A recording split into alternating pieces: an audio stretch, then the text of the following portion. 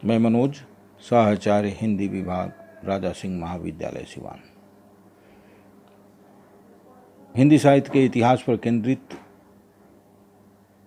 व्याख्यानों की अगली कड़ी में आज हिंदी साहित्य के आदिकाल के नामकरण की समस्या पर चर्चा की जाएगी।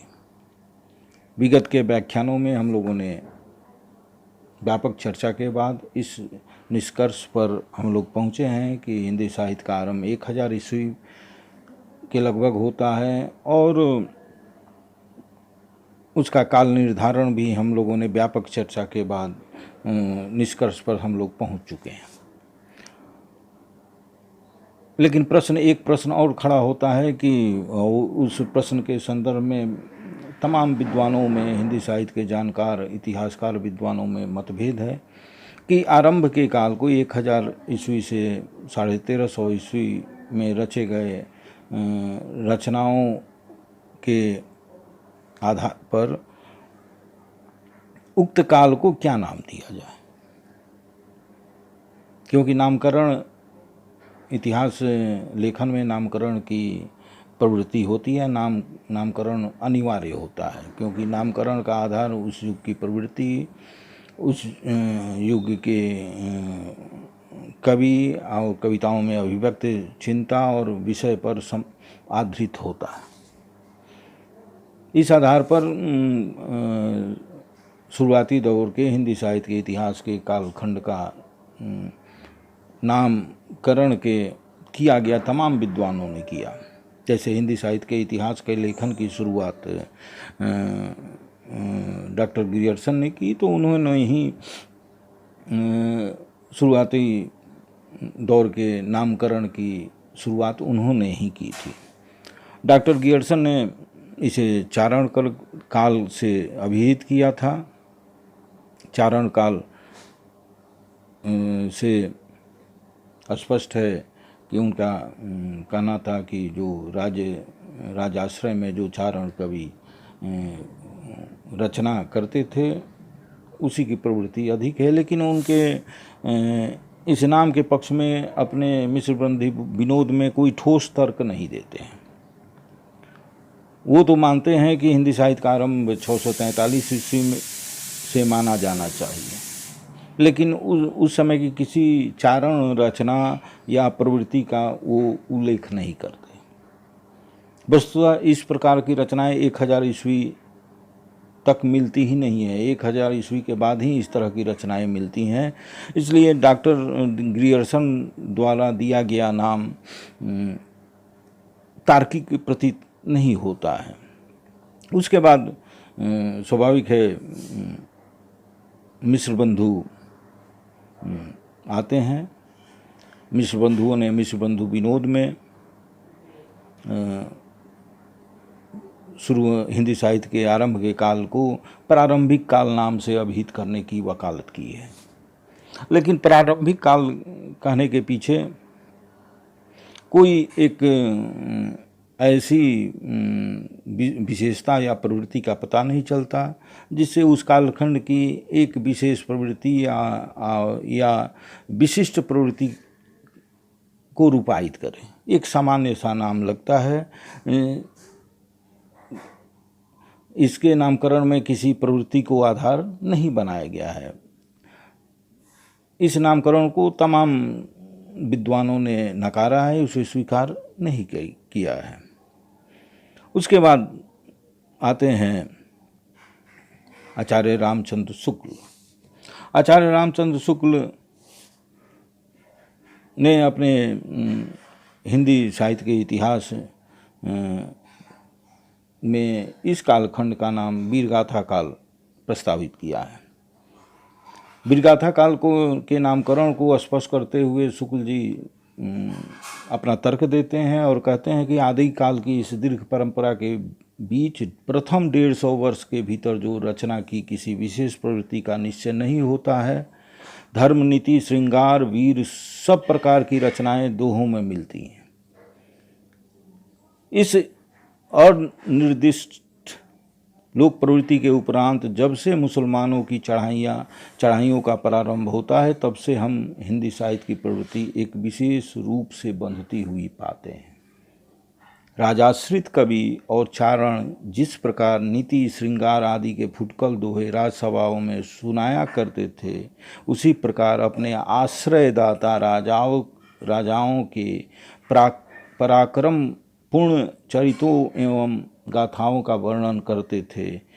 यही प्रबंध परंपरा रासों के नाम से पाई जाती है, जिसे लक्ष्य करके इस काल को हमने वीरगाथा काल कहा है। आचार्य राम शुक्ल अपने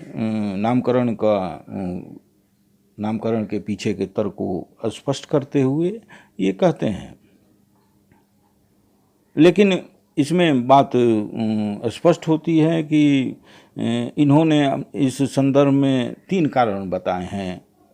इस काल की प्रधान प्रवृत्ति वीरता की थी, अर्थात इस काल में वीरगाथात्मक ग्रंथों की प्रधानता रही। दूसरे तर्क उनका ये है कि अन्य जो ग्रंथ प्राप्त होते हैं वो जैन धर्म से संबंध रखते हैं, इसलिए नाम मात्र हैं, वे धार्मिक साहित्य हैं, सांप्रदायिक साहित्य हैं, उसके आधार पर नामकरण नहीं किया जाना चाहिए। तीसरा वो तर्क देते हैं कि इस काल के फुटकर दोहे प्राप्त होते हैं जो साहित्यिक हैं तथा विभिन्न विषयों से संबंधित हैं, किंतु उसके आधार पर भी इस काल की कोई विशेष प्रवृत्ति निर्धारित नहीं होती है। निष्कर्षतः शुक्ल जी का तर्क है कि रासो काव्य जो उन्होंने 14 रासो साहित्य का वर्णन किया है, उल्लेख किया है, उन रासो साहित्य के आधार पर उन्होंने इसका नाम वीरगाथा काल नाम प्रस्तावित किया है। इन चर्चाओं के पीछे शुक्ल जी की जो 12 पुस्तकों की सूची दी है और उन सूची के आधार पर उन्होंने आदिकाल का लक्षण निरूपण और उसकी विशेषता निर्धारित की है और उसका नामकरण किया है। इसमें से अंतिम 2 तथा विशलदेव रासों को छोड़कर शेष सब ग्रंथ गाथात्मक ही हैं। उसमें वीरों की गाथा ही वीरता की गाथा कही गई है। अतः शुक्ल जी ने इसे आदिकाल का नाम वीरगाथा काल ही नाम प्रस्तावित किया है। लेकिन प्रश्न यह उठता है कि आचार्य रामचंद्र शुक्ल ने जिन 12 पुस्तकों के आधार पर इस काल की प्रवृत्तियों का विवेचन किया है, निर्धारण किया है और नामकरण किया है, उनमें से कई बाद की रचनाएं हैं, कई की नोटिस मात्र है, केवल उसकी चर्चा मिलती है, वो अभी उपलब्ध नहीं हो पाया है। कई पुस्तकों के बारे में यह कहना मुश्किल है कि वो मूल रूप क्या था। बहुत से अंश उसके प्रक्षिप्त हैं, बाद में जोड़े गए हैं।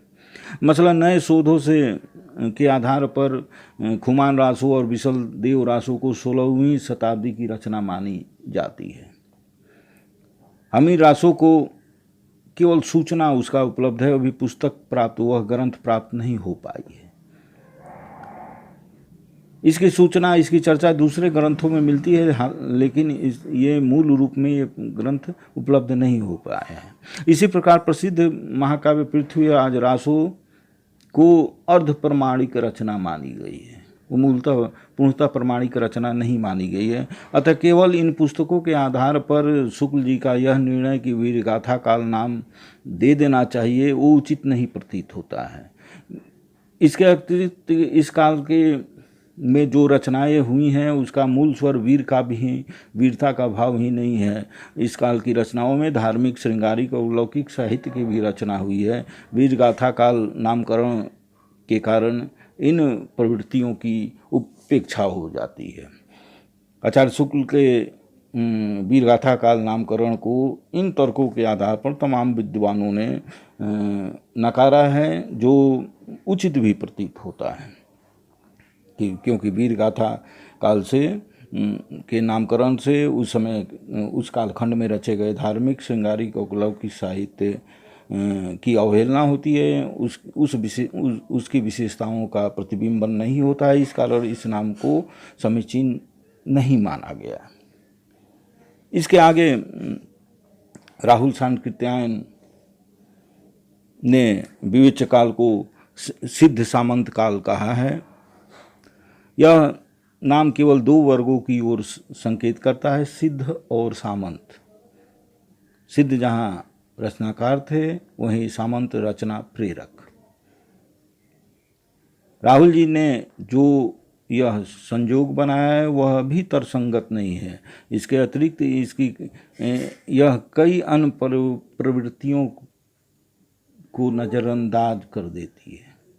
नाथपंथी और हठयोगी कवियों तथा खुसरो आदि की काव्य प्रवृत्तियों को इस नाम में समावेश नहीं होता, इसलिए यह नाम भी मान्य नहीं है। इसी तरह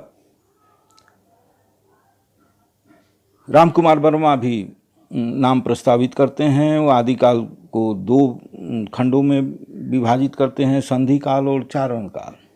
संधि काल भाषा की ओर संकेत करता है और चारण काल एक वर्ग विशेष की विशेषता बताता है। इन्होंने हिंदी साहित्य के प्रारंभिक काल को चारण काल तो नाम दिया है। इस नामकरण के बारे में उनका कहना है कि इस काल के सभी कवि चारण थे। इस तथ्य से इनकार नहीं किया जा सकता, लेकिन सभी कवि राजाओं के राज दरबार आश्रम में रहने वाले, उनके यशोगान करने वाले थे।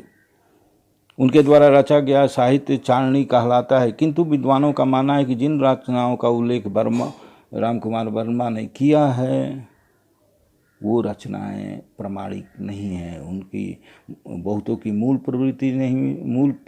प्रति नहीं मिली है, बहुतों में प्रक्षिप्त अंश जोड़े गए हैं, बहुत की रचनाएं बाद की प्रतीत होती हैं। इस आधार पर इनका रामकुमार वर्मा का भी नामकरण तार्किक नहीं है। ऐसे ही अगले विद्वान विश्वनाथ प्रसाद मिश्र हैं, जो वीर काल कहते हैं, जो शुक्ल जी के नामकरण का ही रूपांतर है। आचार्य हजारी प्रसाद द्विवेदी इस अर्थ में इनका नामकरण थोड़ा अधिक तार्किक प्रतीत होता है और इनके नामकरण को सर्वमान्य स्वीकृति भी मिल चुकी है।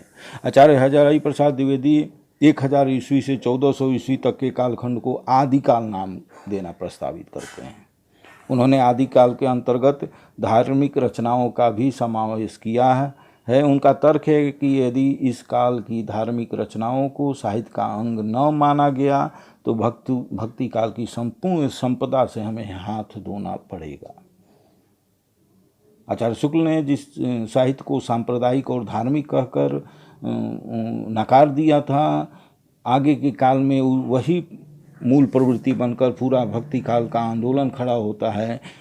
हजारी प्रसाद द्विवेदी उस तर्क के आधार पर करते हैं कि धार्मिक साहित्य भी साहित्य के अंतर्गत उसे मान लेना चाहिए। इसके अतिरिक्त इस समय और भी कई प्रवृत्तियां का जन्म और विकास हो रहा था। श्रृंगार काव्य, लौकिक काव्य आदि। गाथात्मक काव्य से अलग काव्य प्रवृत्तियां भी जनता की चित्रवृत्ति का ही प्रतीक होती हैं। अतः आदिकाल का नामकरण करते समय उनकी उपेक्षा नहीं की जा सकती। वस्तुतः अंततः यही इस निष्कर्ष पर हम पहुँचे जा सकता है कि आदिकाल ही ऐसा नाम है जिस आधार पर इतिहासकार किसी न किसी रूप से सहमत हैं। इस नाम से उस व्यापक पृष्ठभूमि का बोध होता है जिस पर आगे आने वाले साहित्य का विशाल स्वरूप आधारित है। भाषा की दृष्टि से हम इस काल में हिंदी के आदि रूप की झलक पाते हैं। इसके अतिरिक्त हिंदी साहित्य की सभी प्रमुख प्रवृत्तियों के आदिम बीज की झलक पाते हैं। आदिम बीज की खोज इस काल में की जा सकती है। प्रवृत्ति साहित्य की विभिन्न शैलियाँ और काव्य रूपों का आदि रूप भी इस काल के साहित्य में प्राप्त हो जाता है। इस काल की आध्यात्मिक, श्रृंगारिक और वीरता आदि प्रवृत्तियों का विकास प्रवृत्ति साहित्य में हुआ है। अतः आदिकाल सर्वाधिक उपयुक्त और व्यापक नाम है। इस तरह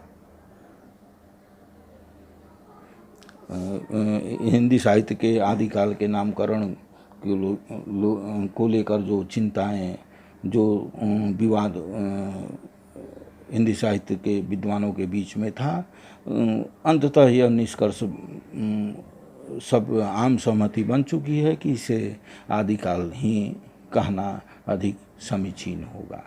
धन्यवाद। अब अगले व्याख्यान में अगली विषय के साथ हम प्रस्तुत होंगे।